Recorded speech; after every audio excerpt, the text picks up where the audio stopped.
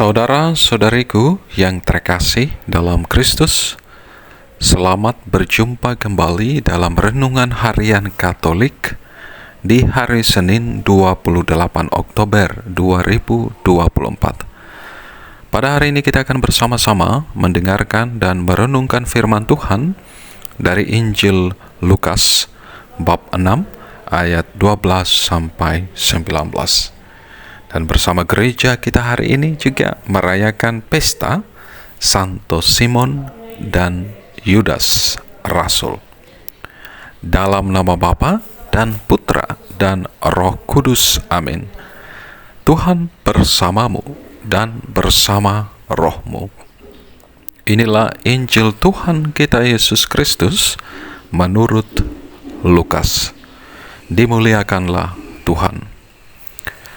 Sekali peristiwa, pergilah Yesus ke bukit untuk berdoa, dan sepanjang malam ia berdoa kepada Allah.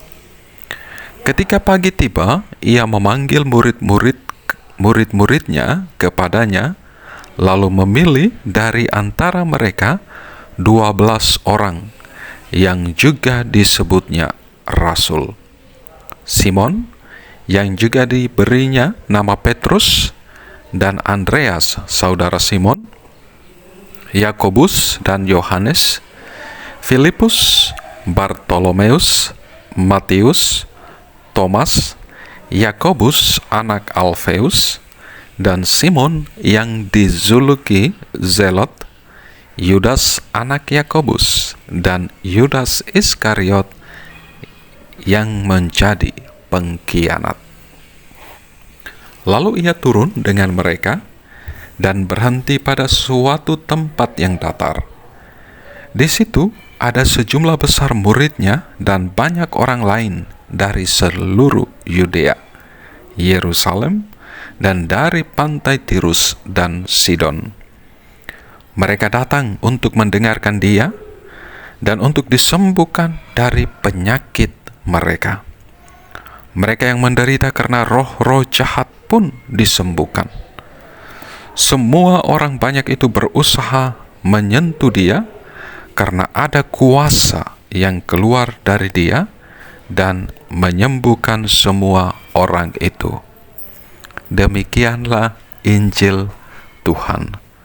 Terpujilah Kristus. Saudara-saudariku yang terkasih dalam Kristus, kehidupan Yesus dan tugas perutusannya di dunia ini tidak terlepas dari Bapanya yang mengutusnya ke tengah dunia ini.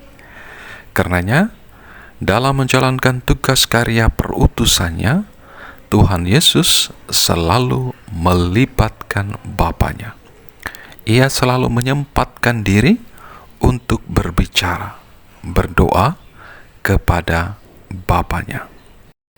Bagi Yesus, doa adalah bagian penting yang tidak bisa dilepaskan dari hidupnya, dari tugas perutusannya.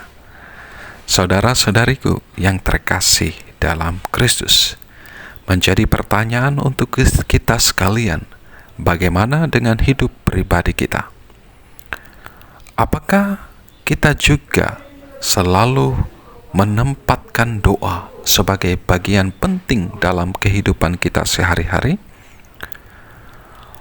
Banyak di antara kita mungkin hanya berdoa ketika ada keperluan atau ketika ada masalah yang melanda hidup kita.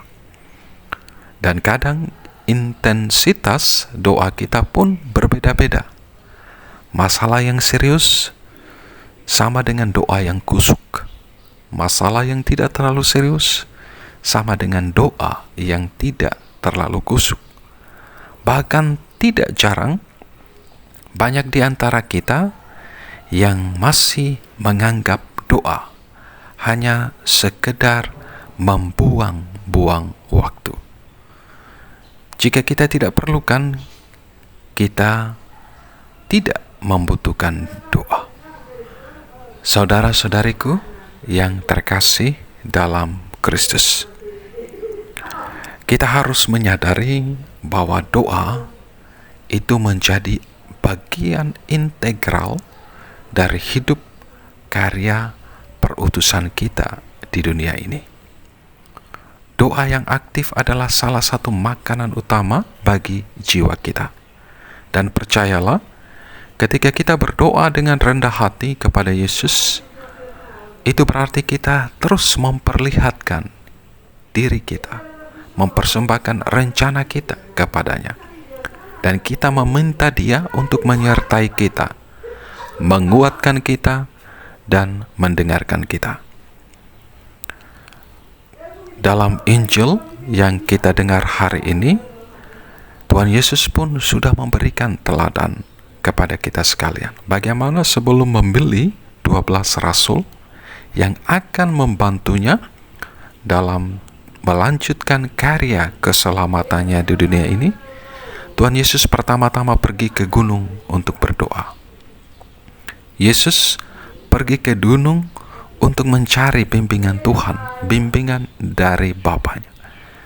Dia berdialog di gunung dengan Bapanya, dan Yesus ada di sana sepanjang malam sambil berdoa. Saudara-saudariku yang terkasih dalam Kristus, menjadi sebuah pertanyaan refleksi bagi kita sekalian. Apakah kita juga sudah memiliki kesempatan untuk berdoa rutin setiap hari bersama Yesus? Apakah kita juga menyempatkan waktu berdoa sebelum kita membuat sebuah keputusan yang sangat penting dalam perjalanan hidup kita?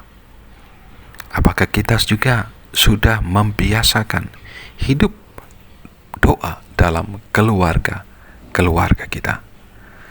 Saudara-saudariku yang terkasih dalam Kristus, semoga melalui teladan hidup Tuhan kita Yesus Kristus secara khusus dalam perikop Injil yang kita dengar bersama hari ini, memberikan inspirasi kepada kita sekalian untuk terus berdoa, memohon rahmat dan berkat Tuhan dalam seluruh hidup, tugas, karya, perutusan kita di tengah dunia ini.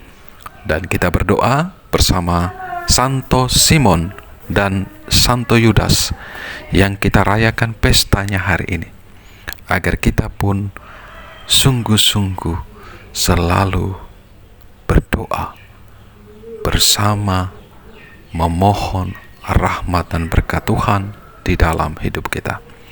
Berkat Tuhan beserta kita sekalian, Bapa, Putra, dan Roh Kudus. Amin.